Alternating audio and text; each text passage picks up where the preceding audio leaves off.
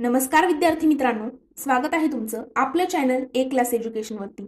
मित्रांनो, आजच्या व्हिडिओमध्ये आपण टॅक्स असिस्टंट, ज्याला मराठीमध्ये आपण कर सहाय्यक असे म्हणतो, या पदाविषयी संपूर्ण सविस्तररित्या माहिती घेणार आहोत। म्हणजे 2023 ला जे आयोगाने नवीन राज्यसेवेचा सिलेबस जो आहे तो सांगितलेला आहे की नवीन पॅटर्न चेंज झालेला आहे, तर त्या नवीन पॅटर्ननुसार नक्की कशा पद्धतीने तुमची एक्झाम होणार आहे, निवड कशा पद्धतीने होणार आहे, या सगळ्या गोष्टी, नियम, अटी सगळं काही आपण शेवटपर्यंत जर बघितला तर त्या ठिकाणी सगळ्या गोष्टी आपण डिटेलमध्ये समजून घेणार आहोत। त्यामुळे व्हिडिओ स्किप न करता तुम्हाला शेवटपर्यंत बघायचा आहे।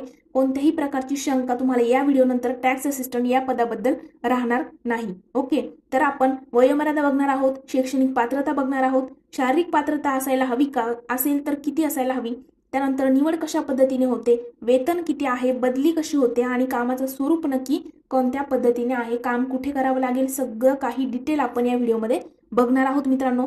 पण मित्रांनो, त्यापूर्वी जर तुम्ही चॅनलवरती पहिल्यांदाच आले असाल तर चॅनलला सबस्क्राईब करून बेल आयकॉनवर देखील प्रेस करायला विसरू नका, जेणेकरून अशाच नवनवीन अपडेट आणि स्पर्धा परीक्षेविषयी अशीच महत्त्वपूर्ण माहिती तुमच्यापर्यंत लवकरात लवकर पोहोचेल।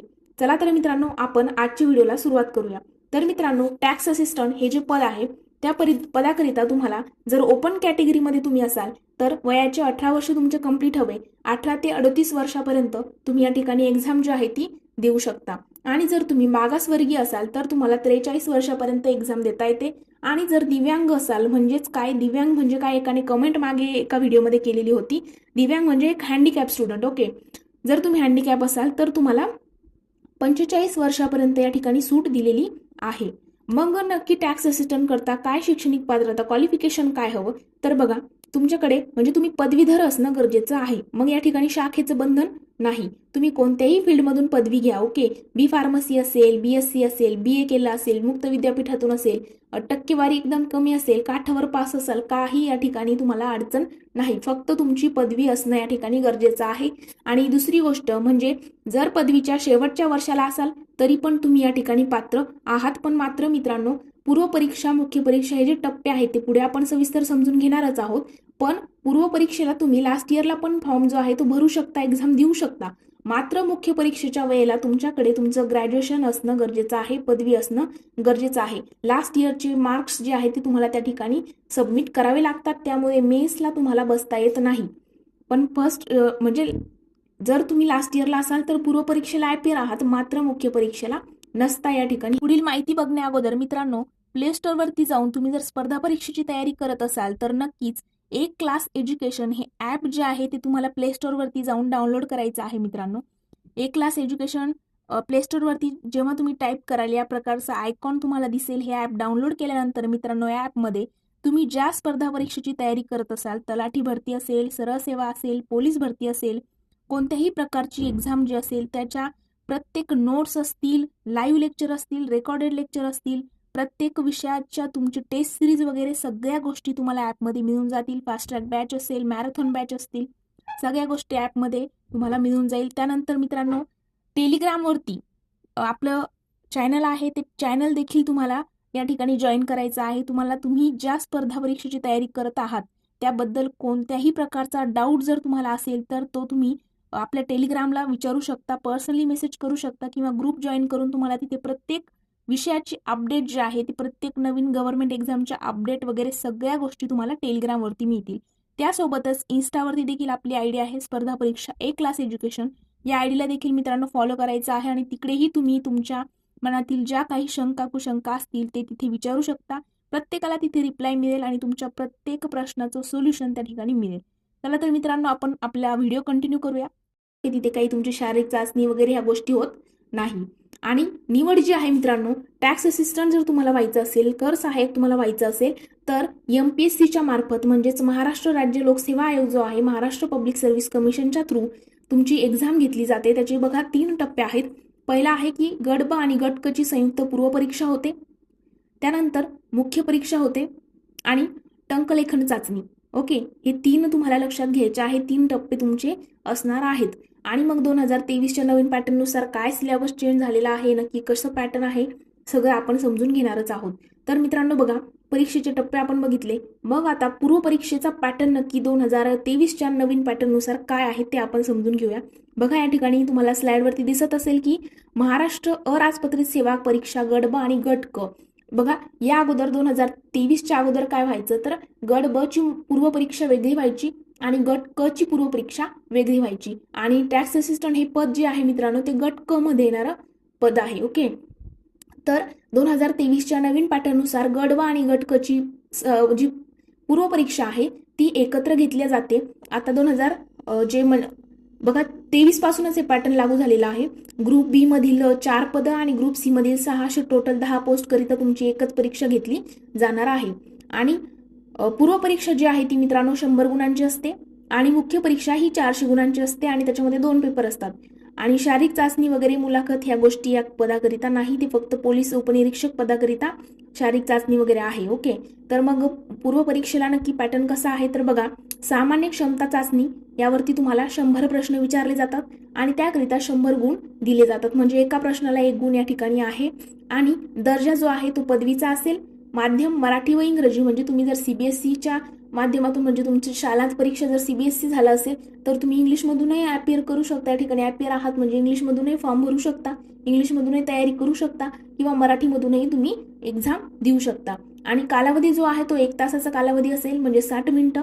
आणि प्रश्नपत्रिकेचे स्वरूप जे आहे ते वस्तुनिष्ठ बहुपर्यायी, म्हणजेच काय तर वरती एक प्रश्न खाली 4 पर्याय, मल्टिपल चॉईस क्वेश्चन्स या ठिकाणी तुम्हाला विचारले जातात. आणि मित्रांनो पूर्व परीक्षेमध्ये निगेटिव्ह मार्किंग देखील लागू आहे, हे या ठिकाणी विसरायला नको. निगेटिव्ह मार्किंग देखील टॅक्स असिस्टंटच्या पूर्व परीक्षेला तुम्हाला असते. त्यानंतर दुसरा टप्पा असतो मुख्य परीक्षा.